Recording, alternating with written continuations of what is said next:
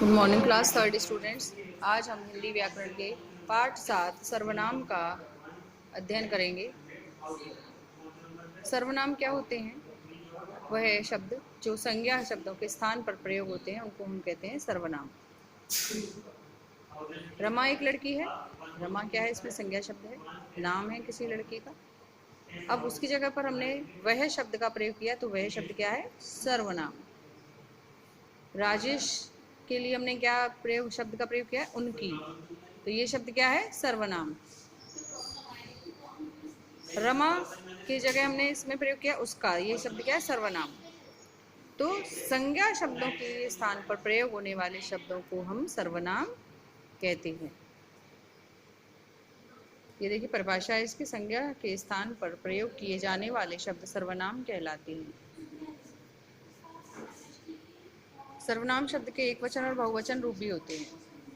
एक वचन मैं, किसका, उसे, तेरा, मेरा, किसी ने,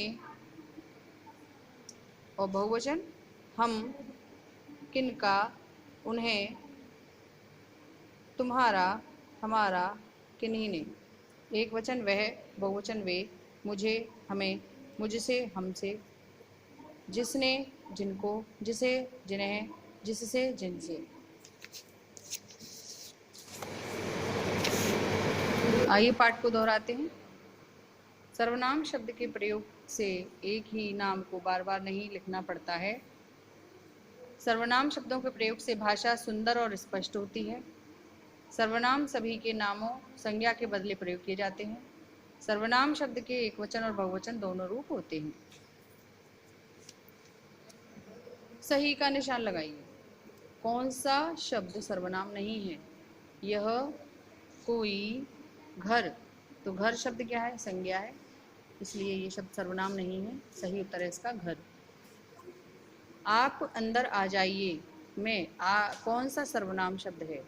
आप। सर्वनाम किसके स्थान पर प्रयोग किए जाते हैं? भाषा, वर्ण। सही उत्तर है संज्ञा। सर्वनाम शब्द संज्ञा शब्दों के स्थान पर प्रयोग किए जाते हैं। अब आता है आपका वाक्यों में सही सर्वनाम शब्द भरिए। ये ऊपर दे रखे हैं, आपको भरने हैं। वे हिंदी अध्यापक हैं। उनकी बेटी का नाम नमिता है।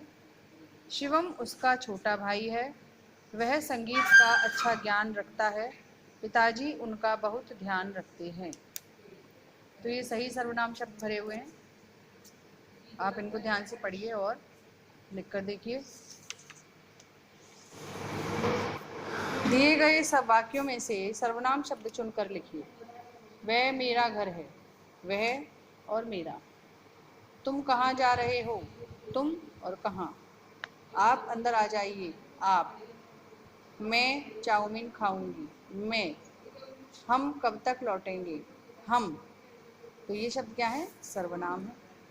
तो आप हिंदी व्याकरण के सभी पाठों का अभ्यास बहुत अच्छे तरीके से करिए, क्योंकि व्याकरण बच्चों ऐसा विषय होता है, ऐसी हिंदी का, कि आपको उसको पढ़ना है और आगे आपके भाषा में भी बहुत सुधार आएगा आपके इसको याद करने से, और लिखने से आपको भाषा का अच्छा ज्ञान होगा।